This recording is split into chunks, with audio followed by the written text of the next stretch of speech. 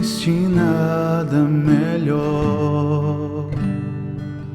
do que ser amigo de Deus, caminhar seguro na luz, desfrutar do teu amor, ter a paz no coração, viver sempre em comunhão e assim perceber a grandeza do poder de Jesus, meu bom pastor.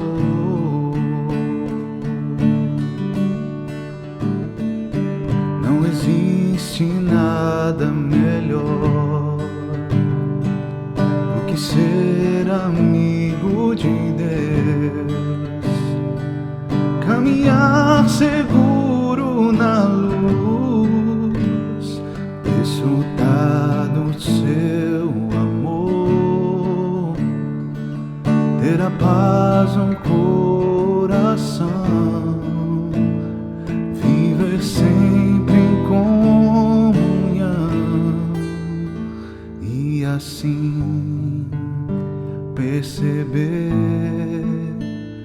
a grandeza do poder de Jesus, meu bom pastor. E assim perceber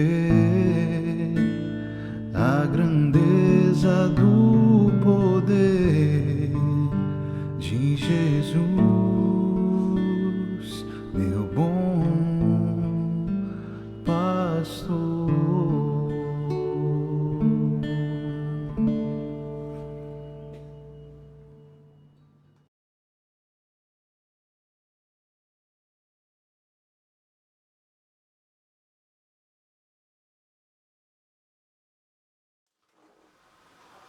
Olá, boa noite. A paz do nosso Senhor e Salvador Jesus Cristo seja contigo.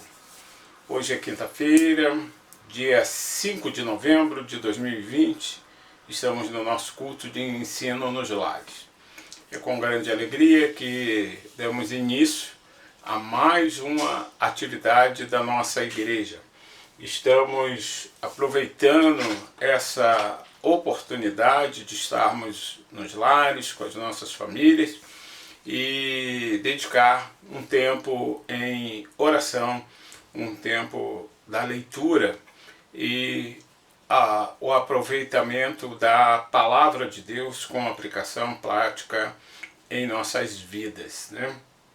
Estamos lendo o Sermão do Monte, Mateus capítulo número 5, e hoje eu quero te convidar para fazermos a leitura dos versículos 27 e 28. Então, por favor, pega a sua Bíblia no Evangelho de Mateus, capítulo número 5, versículos números 27 e 28. Diz o seguinte, versículo 27. Ouviste o que foi dito aos antigos: não cometerás adultério. Eu, porém, vos digo que qualquer que atentar numa mulher para cobiçar, já em seu coração cometeu adultério com ela.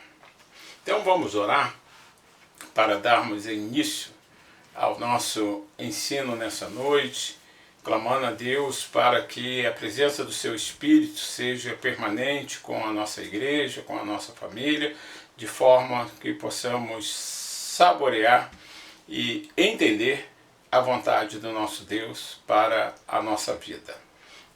Feche os seus olhos, curva a sua cabeça, vamos orar nesse momento. Pai, em nome de Jesus Cristo, teu Filho amado. Deus eterno, santo, maravilhoso, em teu nome, Jesus. Ó Deus, nós nos colocamos nesta noite e te pedimos, Pai, em nome de Jesus, que a tua amada presença, que a alegria, o calor do Teu Espírito Santo seja conosco e nessa noite, mais uma vez, Senhor, nos guie, Senhor, nos guie na Tua vontade, meu Pai. Ó Deus, que Teu Espírito abra os nossos olhos, abra a nossa mente, abra os nossos ouvidos, que o nosso coração estejam 100% quebrantados e submissos à Tua vontade. Senhor, que Teu Espírito nos guie, Senhor, na Tua verdade. É o que nós te pedimos, oramos e te agradecemos, Pai. Em nome de Jesus Cristo. Amém. Glórias ao nosso Deus, né? Então, Mateus capítulo 5, versículos 27 e 28, na realidade nós estamos dando continuidade à leitura que iniciamos há uns meses atrás, de Mateus capítulo 5, que fala sobre o Sermão do Monte, né? O Sermão da Montanha, as Beatitudes.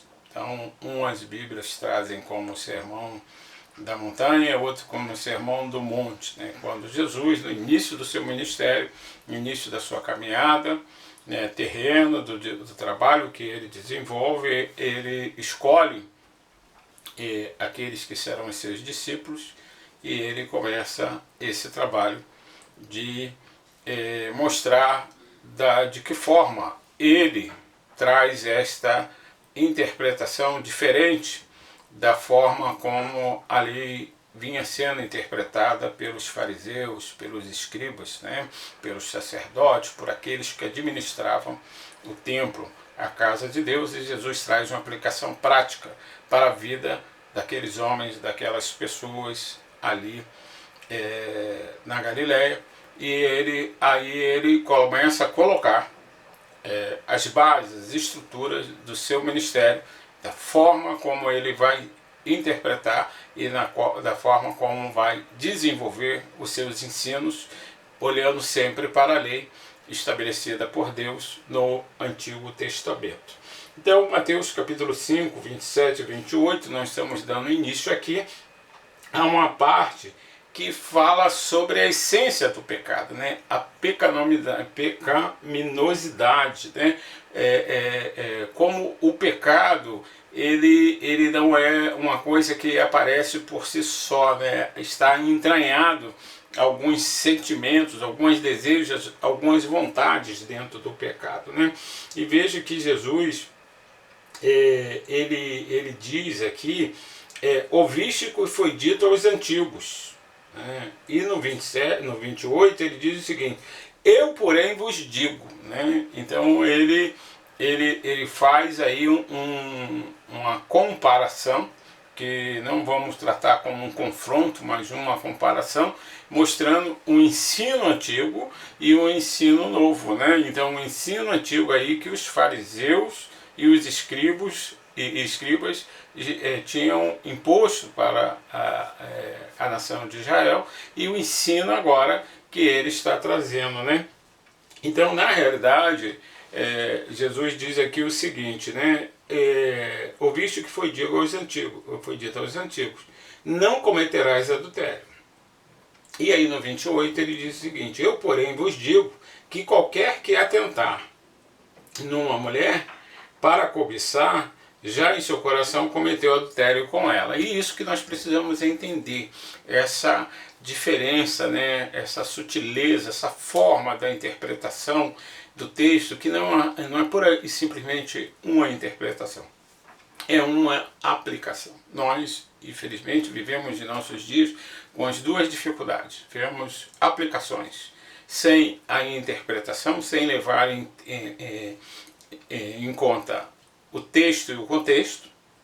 Então se faz a aplicação forçando para que o texto fale aquilo que ele não diz, que ele nunca disse, né?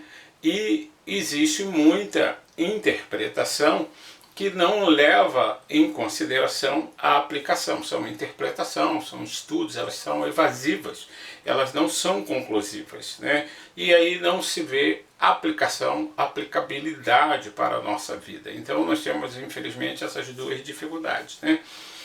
pessoas que gostam de ouvir e entortam o texto para aplicar da forma que bem entende para a sua vida, não levando em consideração o contexto. E Jesus realmente ele está mostrando, porque isso já era praticado ali pelos escribas e fariseus, né?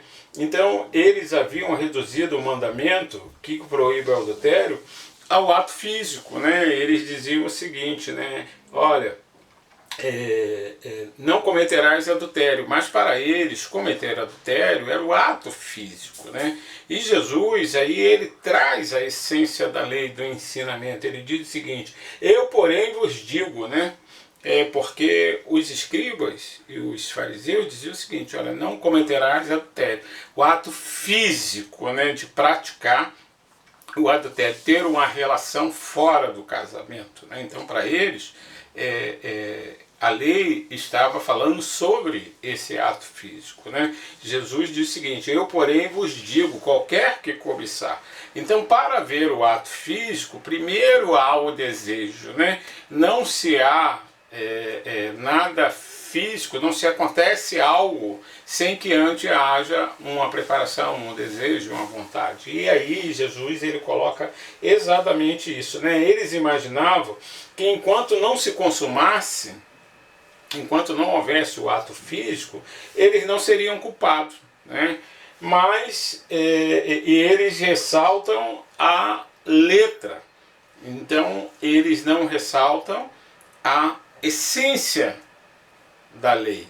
Eles estavam mais preocupados com o texto que estava escrito. Então, é o que eu coloquei aqui no início, tem muitas interpretações que não têm aplicação, ou deturpam a aplicação porque olham para o texto, olham para a lei escrita, o texto, simplesmente não levando em consideração o sentimento, a essência, né?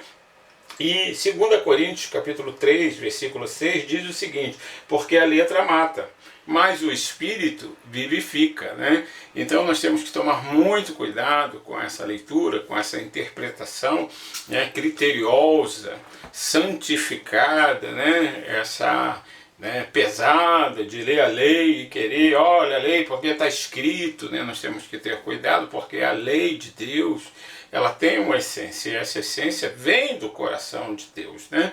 Os livros da Bíblia Sagrada, eles são sagrados, são canônicos, porque eles foram inspirados por Deus, né? Deus usou homens guiados pelo seu Espírito, mas esses homens foram cheios do amor de Deus, para que a graça do nosso Senhor Jesus Cristo, que nos alcançou naquela cruz, chegasse aos dias de hoje, chegasse na nossa casa e chegasse na nossa família, né?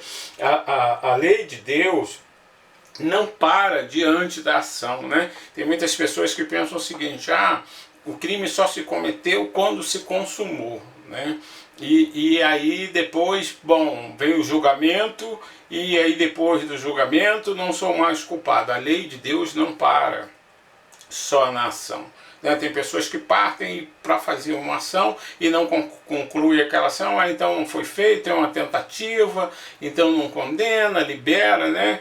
Para Deus o que vale é a intenção, né? A lei de Deus ela não para na ação. Ela está muito mais profunda, ela é muito mais abrangente, porque a lei de Deus sempre, sempre, nunca deixa de salientar a importância do papel do coração.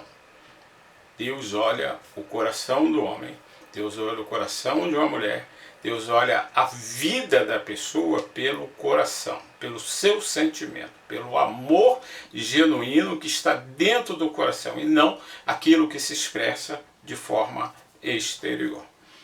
Então, Jesus ele traz uma interpretação não de um teólogo, ele traz um conhecimento das Escrituras de acordo com o coração de amor do Pai. Então eu quero agora passar para a parte da conclusão e a aplicação nos dias de hoje, tá bom?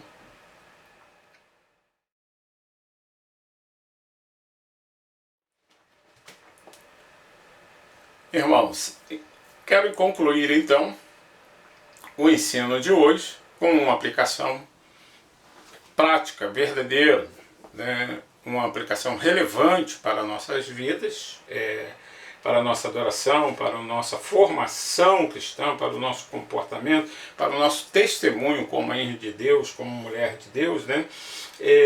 O cuidado que nós temos que ter, né? Porque eles disseram o seguinte, né? Não cometereis adultério, né? Qual é o erro que eles cometeram? O erro na prática que nós vivenciamos em nossos dias. Muitos textos são lidos isoladamente, e quando esse texto está dentro de um contexto, ele tem um contexto maior, ele tem um pensamento grande, né? Então falar da Bíblia isoladamente, sem falar do amor de Deus, sem falar de Cristo Jesus, sem falar da cruz, sem falar de salvação, sem falar do Calvário e sem falar da ressurreição, né? Que é a garantia da eternidade, né? Tirar do contexto da palavra de Deus, né? Então, quando eles dizem, né, não cometerás adultério, e para eles valia o ato físico, né, eles não atentaram para os 10 mandamentos, né? Na realidade, eles não leram, não fizeram a leitura completa. Eles não fizeram a leitura em conjunto, né? Porque lá nos 10 mandamentos, né, no 10º mandamento, ele diz o seguinte: não se deve cobiçar a mulher do próximo, né? Então, quando se diz na lei, né, você não pode cometer adultério, mas lá no 10º mandamento está escrito o seguinte: você não cobiçará. Então, a cobiça vem antes da prática do adultério. Então Deus já havia estabelecido, né, olha, você não pode cobiçar, né? Então não é só prática, não é só praticar. Para muitas pessoas, né, vale o ato prático, a ação, a concretização, o que aconteceu. Para Deus vale realmente sempre o que está no coração, né? Aquele povo, ele é um povo, nós lemos isso na Bíblia, aí a história do povo judeu, e é o cuidado que nós precisamos ter hoje, nos nossos dias, na nossa casa, na nossa família, na nossa igreja, na nossa comunidade de fé, porque aquele povo, eles já praticavam uma adoração mecânica a Deus. Então eles tinham todo um aparato, toda uma lei, toda uma regulamentação, os sacerdotes que definiu a forma. Então as coisas já eram feitas mecanicamente, né? Então eles tinham uma adoração mecânica e estavam acostumados a uma obediência canônica, e para eles valiam mais a pena obedecer aquilo que estava estabelecido pelos sacerdotes, pelos fariseus, pelos escribas, qual era o método, a forma de agir, a forma de entrar, a forma de sair, né? Então a obediência deles era canônica, já não era mais uma obediência do coração, já não era mais uma obediência de sentimento, né? Vivemos uma sociedade, nos nossos dias, uma sociedade pragmática, né? O pragmatismo da nossa sociedade, ele hoje, ele imperou sobre a vida profissional, entrou nos lares com a família e hoje penetrou nas igrejas. Então hoje as pessoas medem uma igreja, uma comunidade cristã, se é melhor, se é pior, se é igual, se é diferente, se é grande, se é pequena, pelo resultado, né? Se tira o sentimento, se tira o coração. Porque ali tem mais isso, tem mais aquilo, tem essa qualidade, tem essa dificuldade, né? Então, aquele mesmo sentimento que nós temos quando vamos comprar um imóvel, porque aqui o local é mais seguro, eu não tenho problema de segurança, né? Aqui eu tenho uma facilidade de pegar uma condução, aqui tem vários supermercados. As pessoas começam a definir qual é a igreja que ela vai congregar dessa forma, a facilidade, a condição. Então aquela relação com os irmãos, aquela comunhão, aquela construção familiar das crianças irem crescendo e virarem adolescentes, jovens, conhecerem, casarem, formar família, ao longo dos anos foram se perdendo, né? Então hoje as nossas comunidades são de pessoas passageiras que vêm com resultado. Então você tem pessoas que não querem está em determinado lugar por causa da distância, assim como tem pessoas que viajam grande distância porque é um som, são pessoas, a qualidade que ela entende do ensinamento, da pregação. Então, aquele povo ele se acostumou com essa tipo de religião. Eles já não levavam mais em consideração o coração, né? E aqueles que imaginavam adorar a Deus e adquirir a salvação por suas próprias ações, caíam em erro. Por quê? Porque como eles seguiam a lei escrita pela letra e por aquilo, pela interpretação, e aplicavam em suas vidas aquela interpretação que os fariseus e escribas faziam, e eles terminavam caindo em erro, porque eles não levavam em consideração a essência da lei, né? O amor, né? Então hoje muitas pessoas vão estudar, vou fazer uma faculdade. Fazer uma faculdade de quê? De medicina. Por quê? Porque o emprego é garantido, eu vou ganhar um dinheiro, então que alguém fala o seguinte: eu vou estudar letra, vou estudar pedagogia, eu vou estudar música. Mas isso não dá, isso você vai gastar dinheiro, vai levar muito tempo e não vai ter retorno financeiro. Então o sentimento, o prazer, a satisfação, a alegria no coração de poder tocar uma música com qualidade, aprender, crescer, foi esquecida em detrimento de valor financeiro. E esse é o cuidado que nós temos que ter na nossa adoração com Deus. E é isso que Jesus está trazendo. Olha, vocês estão preocupados em não matarem, em não roubarem, em não cometerem adultério, mas vocês não estão preocupados com o coração, não estão preocupados com o sentimento. Vivam uma vida de amor, vivam uma vida de alegria. Né? Lucas, capítulo 16, versículo 15, diz o seguinte: vós sois os que vos justificais a vós mesmos diante dos homens, mas Deus conhece o vosso coração. Aquilo que é elevado diante dos homens é abominação para Deus. Nós devemos tomar muito cuidado em entender a Bíblia, não só pelas letras, mas a entender a Bíblia pela interpretação diante do texto e do contexto, né? Não pela razão humana, mas trazendo uma aplicação para a nossa vida de uma forma honesta diante de Deus, para uma vida sincera que agrada ao nosso Senhor. Quando Deus olha, Ele vê primeiro o nosso coração. Então é preciso que Jesus encontre em mim, em você, em cada um de nós, um coração limpo, um coração puro, para que a graça de Deus cresça de tal forma que a minha vida e a sua vida seja um testemunho para a glória e a honra do nome santo do nosso Senhor e Salvador Jesus Cristo. Deus já te abençoou com a sua família maravilhosa, sua família linda, com a sua casa. Esses dias foram dias muito difíceis, mas queremos crer que o pior já passou. Vamos caminhar para uma nova realidade, mas com Cristo Jesus continuamos sendo mais do que vencedores. Né? Então não esqueça, o profeta ali no Monte Carmelo, ele lutou contra os profetas de Baal e depois ele disse para Deus que ele sofreu aquela luta sozinho. E Deus disse para ele: Elias, eu mantive 7.000 que não se renderam a Baal. Você é um homem de Deus, você é uma mulher de Deus, que o seu coração seja mantido limpo diante do Pai. Aquele que te justificou na cruz do Calvário está diante do Pai, te justificando, te lavando, te remindo e consagrando para a vida eterna. Amém? Vamos orar então nesse momento, agradecendo a Deus por essa oportunidade nessa noite. Pai, em nome de Jesus Cristo, teu Filho amado, Deus eterno, santo, maravilhoso, muito obrigado, meu Pai. Bendito seja o teu nome, Jesus. Glórias te rendemos, te glorificamos, exaltamos, Senhor, e te pedimos, Senhor, ajude a tua igreja, Senhor. Ajude, Senhor, a nossa vida, a nossa família, o nosso ministério.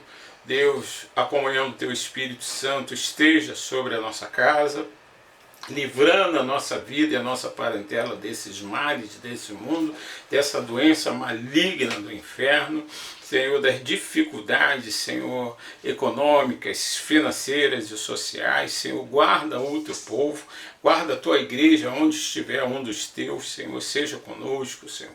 Deus, nos concede, Senhor, um final de semana feliz, rico da Tua presença, meu Pai, em nome de Jesus, Senhor. Eu te peço em especial nessa noite em oração, Senhor. Queremos colocar diante de Ti, Senhor, ó Deus, 3 alvos de oração, Senhor. Um é pela Tua igreja, Senhor. Tu sabes, Senhor, quanto precisamos de Ti, Senhor, das Tuas mãos poderosas, Senhor, para aquela documentação na Prefeitura Municipal de Niterói. Visita lá, Senhor, esse estabelecimento, Senhor, o contador, os despachantes, as pessoas que estão trabalhando, Senhor, a Deus, para concluir esse trabalho, Senhor, que esse processo, Senhor, seja resolvido e liquidado em nome de Jesus. Envia os Teus anjos, meu Pai.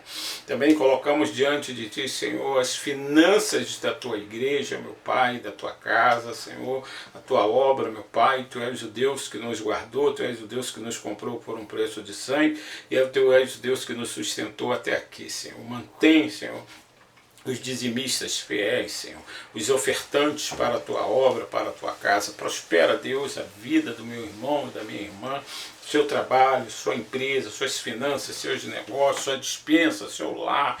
Senhor, guarda o sustento, Senhor. Aqueles que estão, Senhor, sem emprego, Senhor, abre uma porta. Aqueles que estão com seu emprego, fortalece, Deus, a vida do meu irmão e da minha irmã. Que não falte nada para a Tua igreja, Senhor, para Te cultuar, para manter a Tua casa, Deus, nas melhores condições, Senhor, possíveis, Senhor, e a casa e a vida do meu irmão, Senhor, que não falte nada. Também Te peço, Senhor, por aqueles, Senhor, que têm uma dificuldade física, Senhor, espiritual, Senhor. Ó Deus, aquele que tem uma dificuldade, Senhor, no espírito, na alma, Senhor, visita essa tristeza, Senhor, essa dor, essa solidão, Senhor, vai jogando por terra, vai limpando, vai trabalhando, vai operando o milagre da cura, Senhor. Ali onde está a tristeza, a depressão, Senhor, coloca o amor, Senhor, onde está a angústia, o sofrimento, a solidão, coloca a certeza da salvação, Senhor. Deus, livra de todos os males, Senhor, desta vida, desta terra, Senhor. A Deus, aqueles que tomam medicamentos, Senhor, para diabetes, pressão, Senhor, dores, Senhor, visita, Senhor. Toca, Senhor, e tira essas dificuldades em nome de Jesus. Colocamos diante de Ti, Senhor, a Igreja, a Assembleia de Deus em Caraí. Deus, o nosso trabalho no próximo domingo, Senhor. Pela manhã, a escola bíblica dominical. E à noite, Senhor, estaremos ali celebrando, Senhor, um culto em ações de graça, Senhor, por mais um ano que Tu concedeu à Tua igreja. Muito obrigado, Pai, em nome de Jesus, que tudo coopere para o bem, Senhor, daqueles que Te amam, Senhor. Guarda a vida das pessoas que estão ali no louvor, oração, pregando a Tua palavra, trabalhando e recebendo, Senhor, os convidados, nossos irmãos, para uma celebração presencial. E que a transmissão seja feita na paz do nosso Senhor e Salvador Jesus Cristo. Visita os lares, Pai. Que Teu amor, a Tua graça e a alegria do Teu Espírito Santo, Jesus, esteja todos os dias sobre a vida, sobre a casa, sobre a família dos meus irmãos. Guarda o nosso Brasil, Senhor, as nossas finanças, Pai. Todos os nossos governantes, em nome de Jesus Cristo. Amém.